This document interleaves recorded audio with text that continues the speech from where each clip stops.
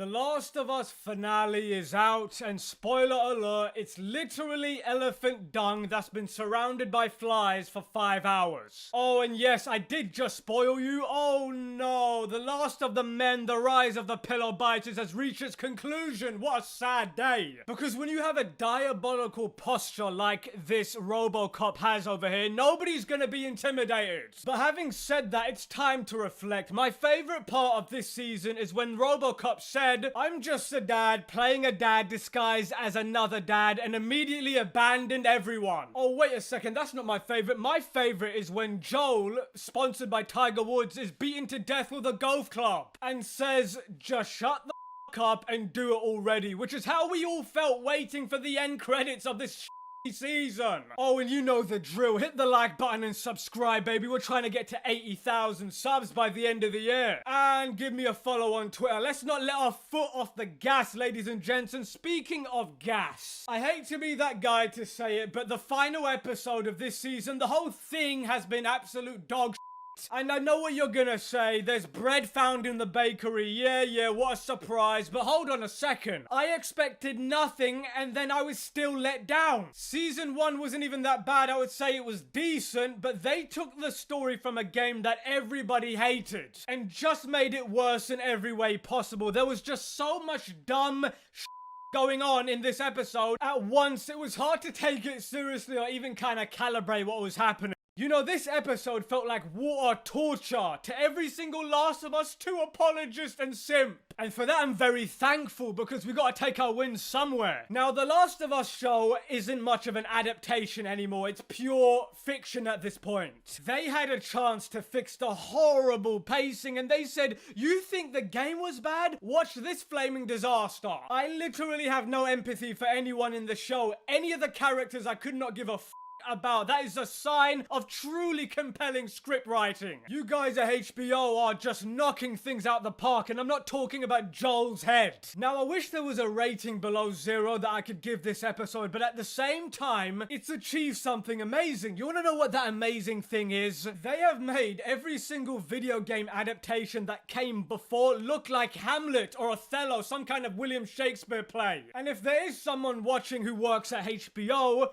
do everybody a favor and burn or delete all of the tapes and hard drives or wherever this dogshit show is stored on. Anyway, let's get to good old RoboCop. I mean Ellie, one of the most unlikable character portrayals I think I've ever seen. One of the worst castings in cinematic history. Oh my god, just a horrendous actor, and the writing makes her look way worse. Maybe this was Neil Cuckman's grand old theory. Maybe he's the master manipulator who intentionally destroyed anything likable about Ellie's character to make Abby Zilla more favorable, and apparently it worked. That wouldn't surprise me at all. This Ellie character is the most irredeemable main character on the show. It's like an anchor dragging the entire program down. Every moment she's on screen, it everything up. This character literally had no reason being in the show because she's so useless the entire season. She needs saving from Dina or Jesse or Joel the entire time. And by the way, she does not seem like a person who witnessed her father figure being beaten to death right in front of her. I mean, the dorkiness is out of control. See, the ending makes RoboCop a spoiled, naive, cowardly brat. Her begging Abby Zilla to not kill her. No, what the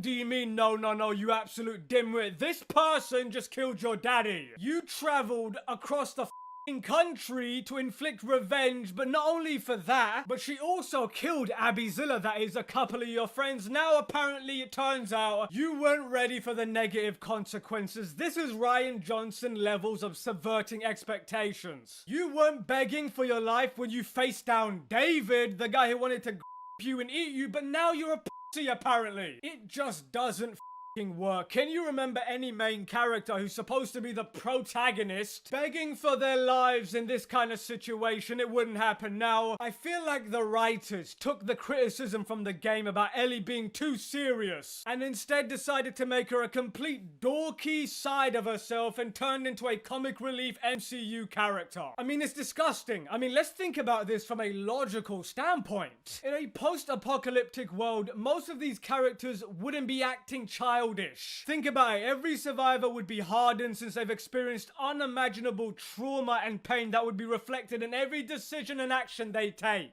That's not to say that there wouldn't be any kind of zany, goofy moments, but when it does happen, it happens in a heartful way. A heartful way that has impact when it happens, not the entire embodiment of the character. So RoboCop acts like this every single episode, which not only makes her completely out of character for who Ellie is, but also makes her annoying as hell and lacks any kind of weight to what's going on. The thing is, I love how they ended the season by thinking people, oh my god, people will worry about Ellie dying. Except in the show, Ellie's a complete POS piece of shit and nobody will care whether she does die or not. Like I said, that might have been Neil Cuckman's idea, but the thing is, guys, she can't die. You wanna know why? She's gonna be a dad. She has too much responsibility now. Oh my god, the writers seriously screwed the pooch. Oh. Now let's talk about good old Jesse, who's probably my favorite character out of the bunch. I know that's not saying much, since the bar is down the ground at this point. We all knew he was gonna die, but shout out for using the most brain-dead Call of Duty tactics in the show. I mean, wow, what a great display of just brain power. Who the knows there's an obvious potential threat that's through a doorway, and instead of using your range and numbers, just bum rushes through the door without a care in the world? That is literally some Nuketown TDM strategy. Oh, come on, Jesse. You can't go out like that. There's also a part where RoboCop screams her little heart out at Jesse for being a community hypocrite because he just won't help some random kid, despite the fact that Jesse literally risked it all by coming to Seattle and never getting to see his own child. Talk about just levels of writing and character assassinations that just made me go crazy. I mean, the guy made it halfway across the country, I think America's quite a big place, and dies charging through a door towards gunfire. Oh my god, it is just so bad. There's also another moment that made my blood boil, when Dina is smiling up at RoboCop like they have some kind of unbelievable chemistry. And then I realized that this show is irredeemable at this point. It's over, it's well and truly over. I can't wait for Neil Cuckman to start blaming the fans for why nobody is watching. If you would have told me 5 years ago that I would be watching an adaptation of Part 2, where my reaction to the theater scene would be finally Abby Zilla is here, I would have called you insane. And yet, here we are. Like I said in a previous point, they are doing their best to make Ellie as unlikable as possible. So next season won't have any hate because they're gonna focus totally on Abby Zilla, so that people